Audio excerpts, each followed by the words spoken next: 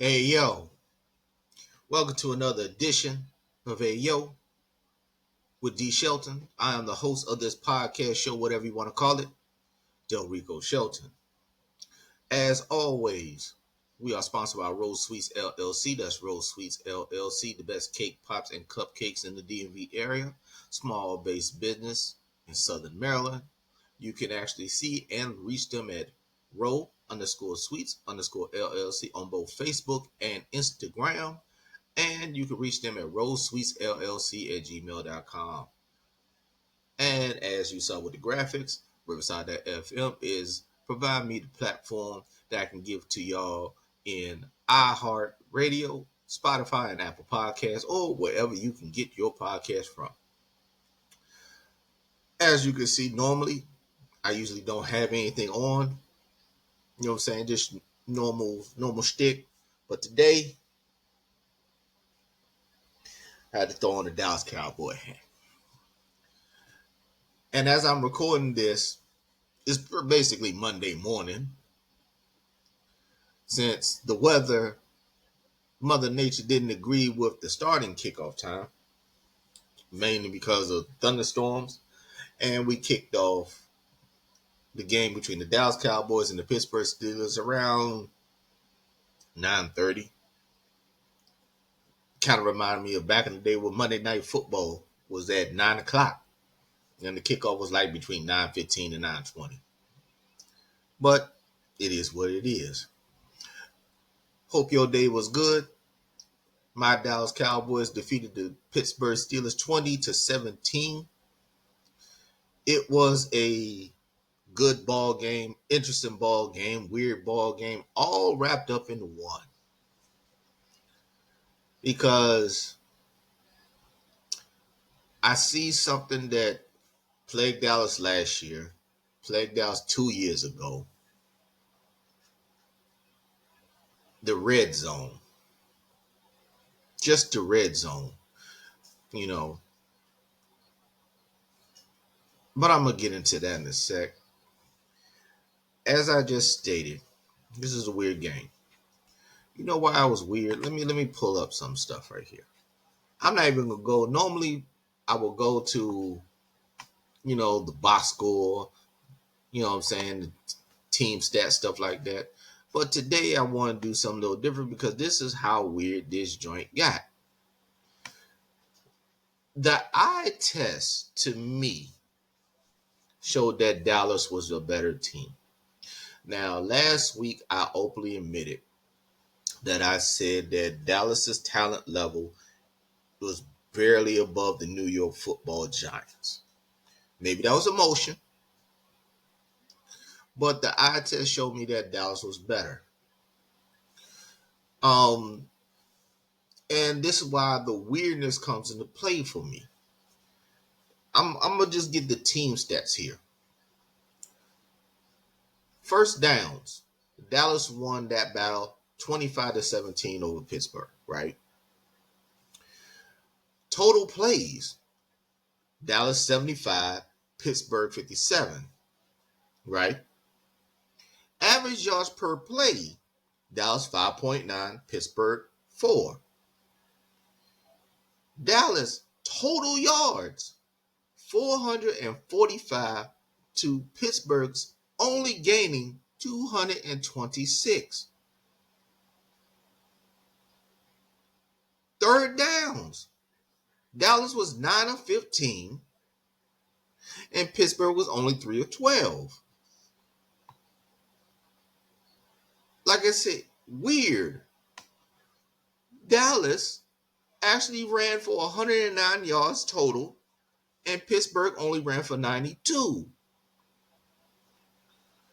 The penalties, which is going to kill Dallas, 11 penalties for 87 yards, where Pittsburgh had 8 for 50.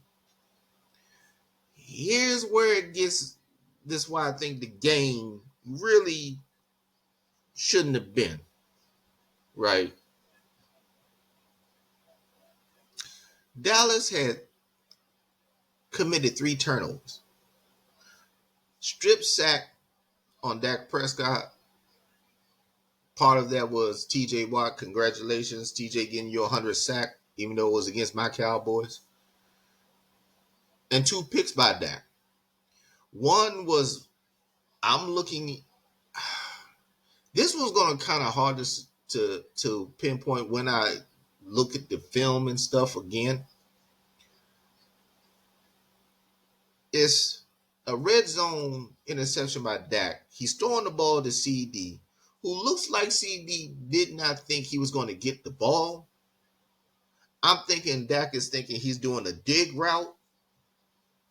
CD kind of travels in the end zone. Pick where Dallas could have been up 13-3 at a halftime. It becomes now 6-3. Another pick by Dak.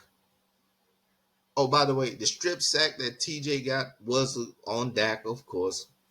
Losing train of thought is late at night. Tolbert is single for once. They had single high safety. Tolbert, who I think is now going to be the number 2 receiver, he had a good game. He's going up the seam, curls into the numbers. Dak lost it. I think Dak put too much air in it. And Joey Porter Jr. picks it off. Pittsburgh goes down, gets a touchdown to actually take the lead 17-13 off that. But the one thing I'm going to give Dak Prescott credit that ESPN's not going to do, FS1's not going to do, NFL Network probably is going to give him some props a little bit. Just a little bit. CBS Sports probably won't do. Dak Prescott, when it comes to a 2-minute offense or game-winning drives, it's pretty damn good. So what Dak ended up doing, I want to say it was maybe a little less than 4 minutes left to go. Matriculated the drive down and got to the 1 yard line, basically the half-yard line of Pittsburgh, with maybe about 30 seconds, give or take. I'm can't remember offhand. And Rico Dowdell, who actually played a good game. As long as the one thing I kind of noticed, honestly, with Dallas's running game, it's non-existent because Mike McCarthy doesn't stick with it. Eventually, something's going to break. Rico Dowdell is basically getting almost 3.8 to 4 yards a carry. Can you give him the ball?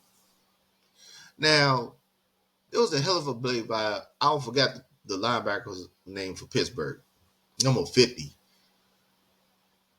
Half-yard line, handoff. Rico Dowdell jumps, and number 50 for Pittsburgh comes out of nowhere. And pretty much helmet on the ball. Ball pops out, goes to the 4-yard line. Dak Prescott instinctively jumps on that football. 3rd down at that point. Dak saved the game that way. Now, Tolbert. Once again, Jalen Tolbert. 3rd down, 3rd and goal at the 4. Looks like Dallas is doing some sort of crossing route. I got to check it. Tolbert seems to kind of have slipped, and Dak kind of underthrows the ball. Miss. 4th down. Now, I don't know why teams don't do this more. I'm not a big guy on the fade. I never was a guy that liked to throw a fade. I'm a dude that wants to cause as much clutter as possible. So Dallas had 4 crossing routes to get some muck. And Tolbert comes across. Dak kind of leans over to his left, flings the ball. Tolbert catches it, holds on to it while the cornerback is trying to strip the ball away. Touchdown, Dallas. about 20 seconds left to go in the game. And then that made it 19-17. At that point, Pittsburgh, this is also the weird part to kind of backtrack. Pittsburgh blocked a field goal early in the game. So everything pointed to Dallas losing this game. The turnovers, blocked field goal. Somehow Pittsburgh is staying in it. By the way, Justin Fields played a good game. Not great, good game. Now let's fast forward. Pittsburgh twice jumps off sides to try and block the extra point. Now, I've seen it before, but one time, but not twice. Mike McCarthy's like, nah, we kicking this joint 5 yards, because he had the opportunity if he wanted to put the ball at the 1. Mike said, nah, and I'm yelling at the TV screen, you bet not go for 2 in this situation. You bet not. But Mike McCarthy catches the extra point.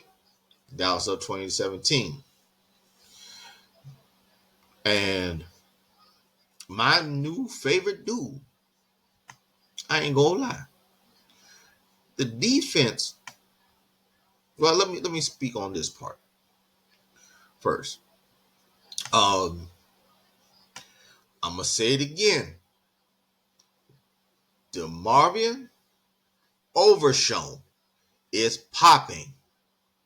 He was second in the team in tackles again. He should have had a pick to end the game, but he dropped it.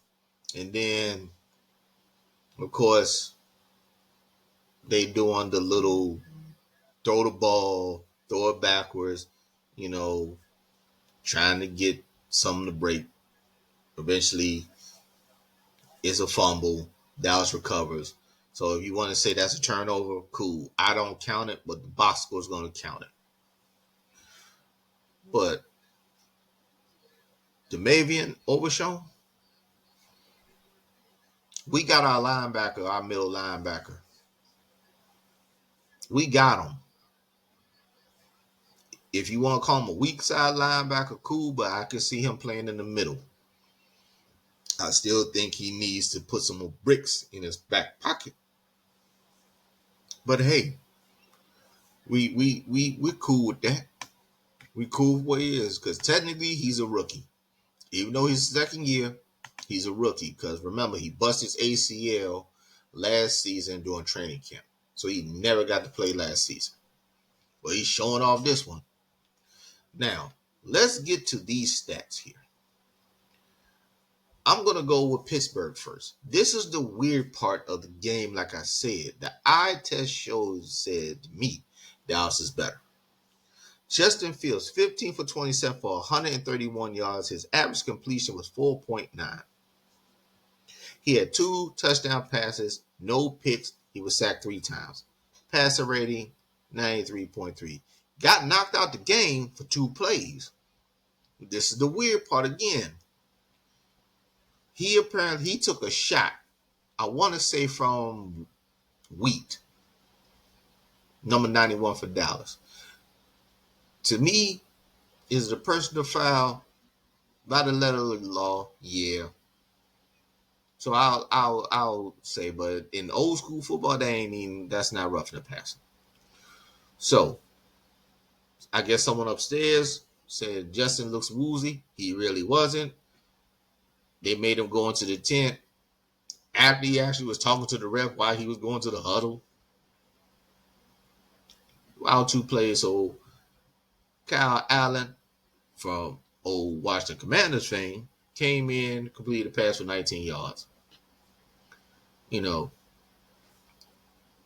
Pittsburgh rushing game was kind of non-existent because Najee Harris had 14 carries for 42 yards for a 3-yard average of pop. Justin Fields ran 6 times for 27 yards. Altogether, I'm not 92 yards. It didn't even seem like it was that. On the flip side, Dallas, Rico Dowdell ran 20 times for 87 yards, 4.4 pop. Had a touchdown reception.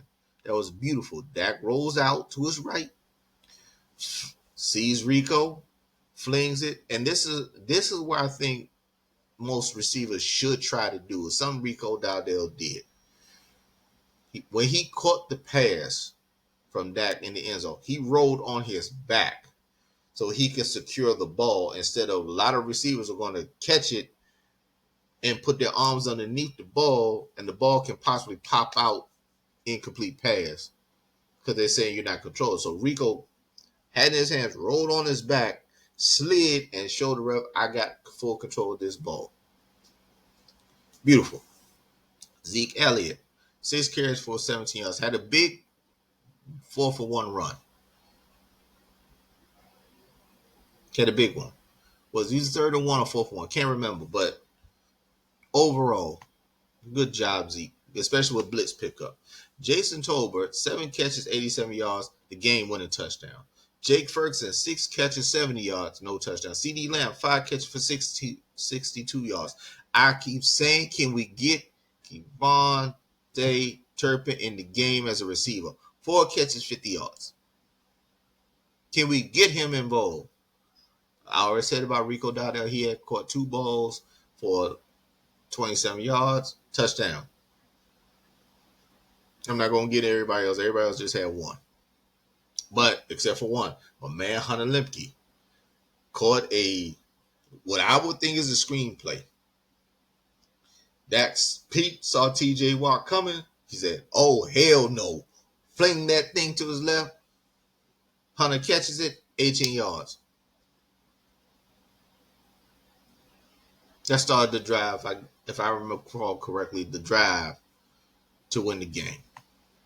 Speaking of Mr. Prescott, 29 for 42, 352 yards for a 8.4 completion rate.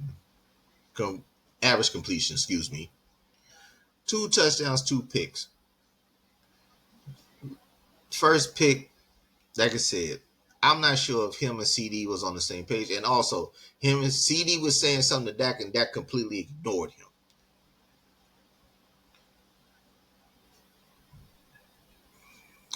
And then also CD, he's starting to get diva-esque. Because I think when I look at it again, I'm more than certain this was CD's fault on that pick. Also, CD had a false start, which shouldn't happen. But I gotta look at it again. I'm really thinking that was CD's fault because it was an ordinary zone. Nothing in particular. So all you got to do is just stop. I'm thinking, like I said, it's a dig route. Dak think he's running a dig. CD's going half-assing it to me. But once again, also he was sacked twice. His QB rating was 90.6. Overall, a good game by Dak.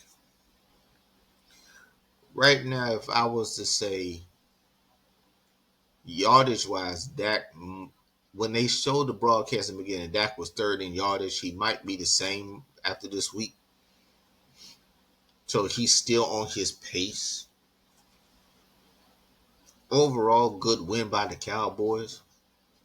I will admit, as I said in the last podcast, I did not think Dallas was going to win this game. Dallas now becomes 3-2. With Detroit coming to Dallas. I'm going to say it again. Detroit's coming to Dallas.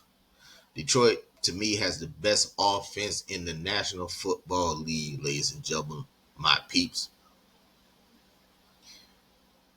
Dallas defense better put the lunch pail on.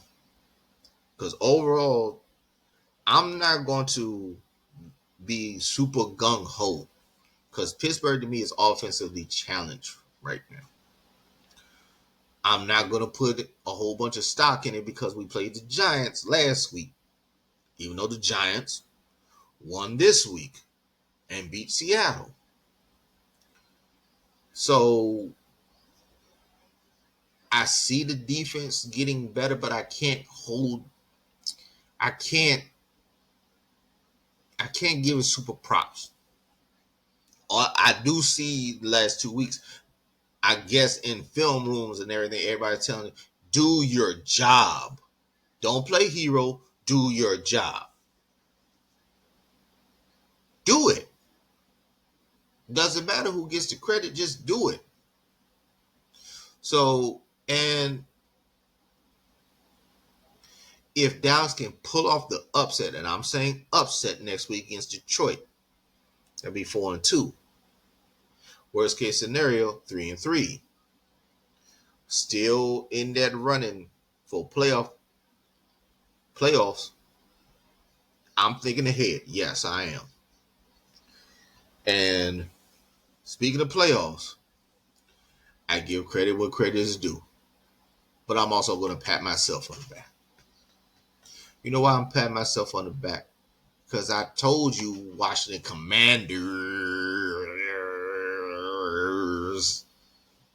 y'all toxic fan base, that y'all were going to be better than you thought you were going to be.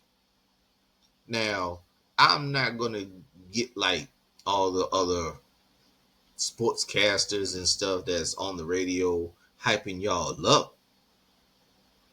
You beat the teams you're supposed to beat. None of the teams you beat have a winning record. That's not your fault. Matter of fact, what is your fault is beating the hell out the Browns 34-13. That's your fault. And my pick for Rookie of the Year, offensively, Jaden Daniels.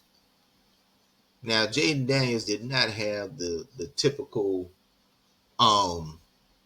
completion percentage. He was 14-25 for 238 yards. His average completion, though, was 9.5. He had one pick, one touchdown, was sacked 3 times. His rating was 85.5. Here's the deadly part. He led y'all in rushing 11 times for 82 yards. Now, in the first quarter, Cleveland had the blueprint. We're going to speed him up. We're going to speed up his clock. As I said last week, why are you letting a rookie or anybody just pad the ball? I don't know. Arizona and Cincinnati. But Jim Schwartz and that defense, because he's their defense coordinator, he dialing up some stuff. And to be honest, Jaden looked ordinary in the first quarter. But missed tackles pretty much got Cleveland in trouble. To finish off the stats, Austin Eckler, 6 carries, 67 yards, because he hit a big, I want to say it was a 50-yarder. Yep, I'm right. 50-yarder. 11.2 a pop. Jeremy McNichols, 7 carries, 44 yards. Brian Robinson Jr., 7 carries, 18 yards. You see a pattern. Dan Quinn is running the football. He's choking the game out. Pause. He's choking the game out. If I recall, I think this is like the first time in like maybe 5 years that Washington scored over 30 points 3 games in a row. So the offense is rolling. They're rolling. Scary Terry, 4 catches, 112. De'Ami Brown, 2 catches, 57 yards, and he caught the touchdown pass from Jalen. Austin Eckler, 2 for 30. Luke McCaffrey, yes, if I recall, Luke McCaffrey is the younger brother of Christian McCaffrey. 3 catches, 19. I can't even say his name. Oleman Zaguskas, 1 for 10. Zach Ertz caught another pass. So Jaden's spreading the ball. Congratulations, Commanders. You have a good football team. Let me pat myself on the back again. Because I told y'all in the beginning of the season, Dan Quinn is going to get y'all right.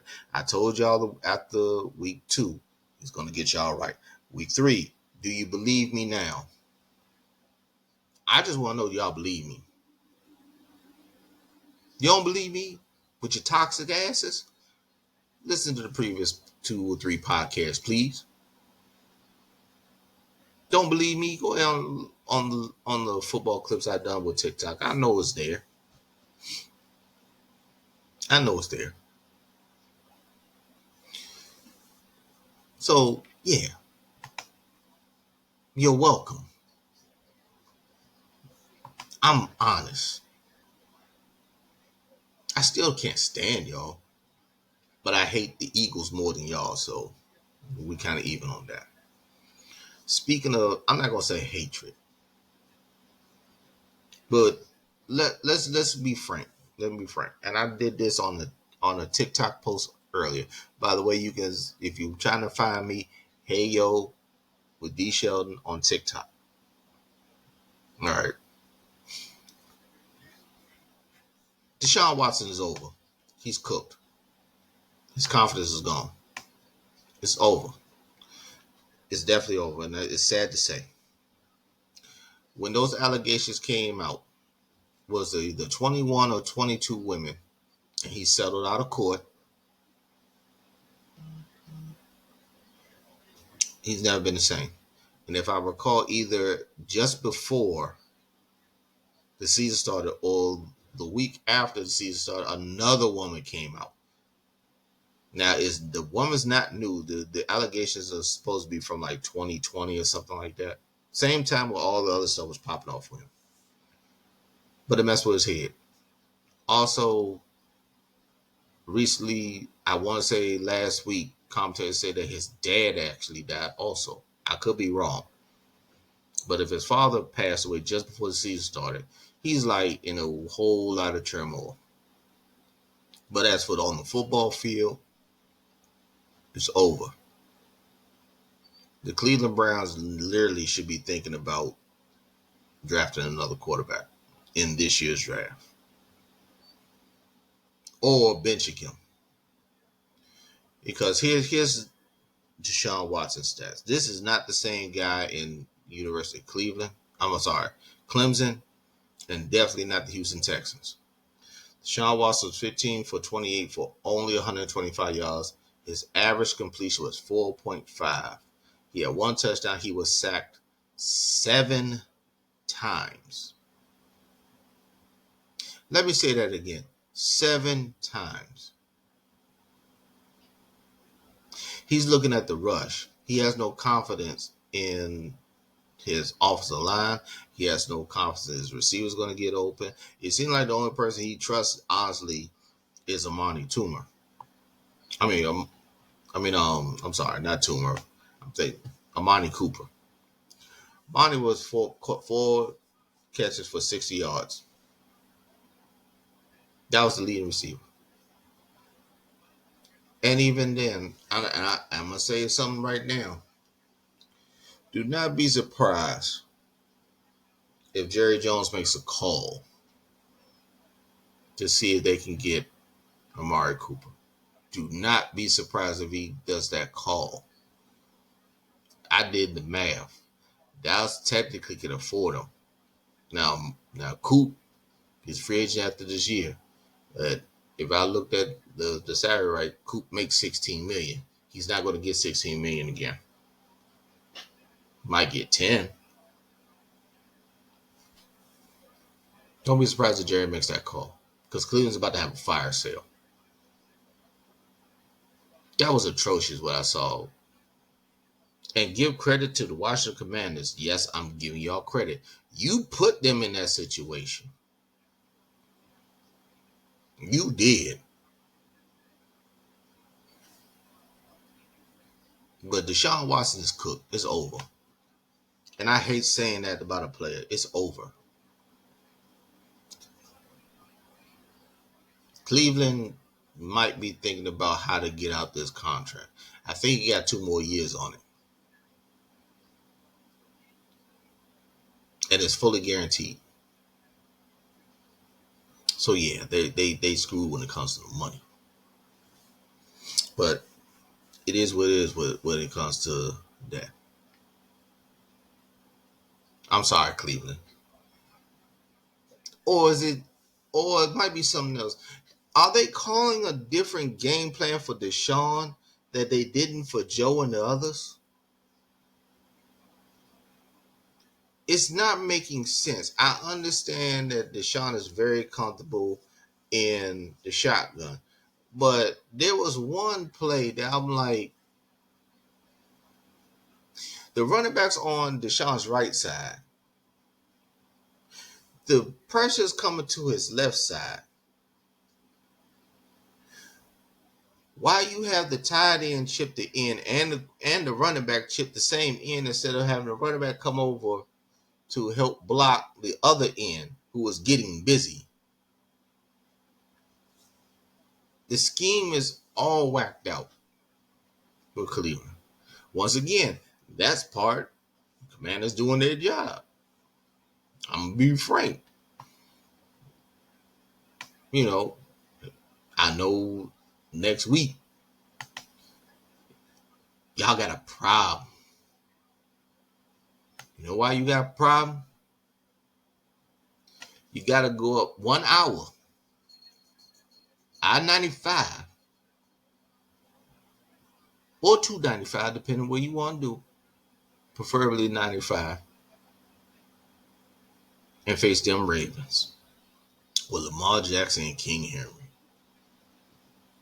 Yeah, good luck on that shit. This might be two ass whoopings that's coming. One ass whooping of Detroit beating my Cowboys and the Ravens beating y'all snot out y'all running the ball. Because granted, the defense played well today. The Ravens ain't the Browns. They're not the Browns. Man. So I'm going to give props to Jaden Daniels. He has turned, I'm not going to say he turned the franchise around, but he's giving y'all legit hope. You all have a shot to make the playoffs. Got a good ass shot. Heck, you might be able to win the division. Because my Cowboys schedule is hard as hell. Philly is a fraud. I said what I said, Philly fans. Y'all are frauds. The Eagles are frauds. Come off that bye week. Get ready. But all kidding aside, I'm going to say it one more time. Dan Quinn's the right coach. You got the right quarterback. Now, when Dan Quinn really gets his people in, as I told a friend of mine, y'all going to be held for a decade. And I hope that actually is good. That's a good thing. You know why I say it's a good thing? Because maybe the crypt keeper that we all call Jerry Jones will realize that, hey, man, some shit is going over your head. Can you help fix it?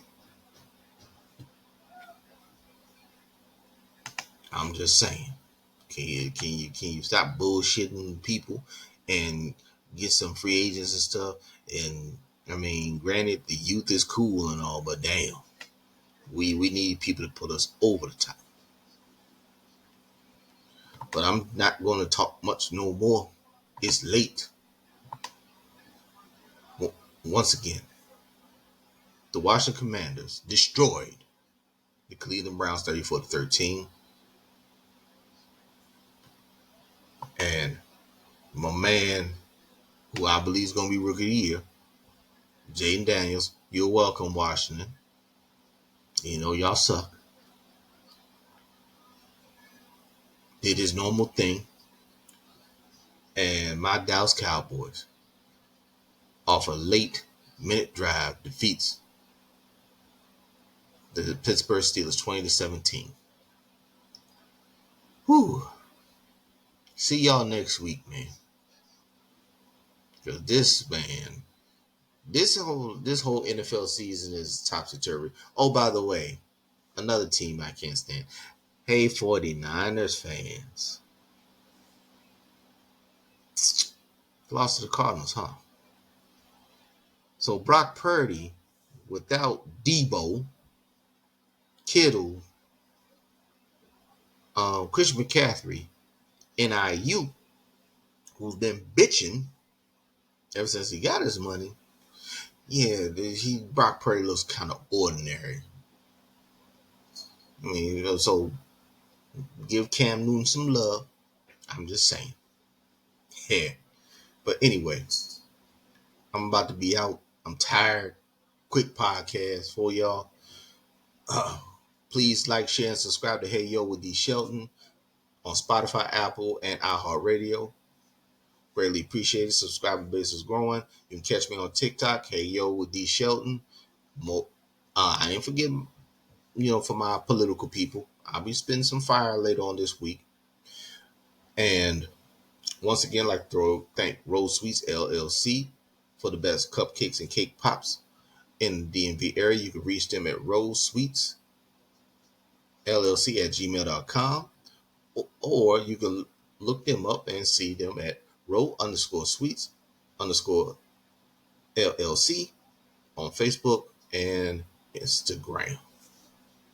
And as always, Brookside.fm, thank you for letting the brother use your platform so I can spread the good gospel to all the people in iHeartRadio, Spotify, and Apple Podcasts. I'm tired. I'm rambling right now, so I'm ending like this, like I normally do. May Father and the ancestors take care of you, your loved ones, and anybody else you care about. I'm going to bed now.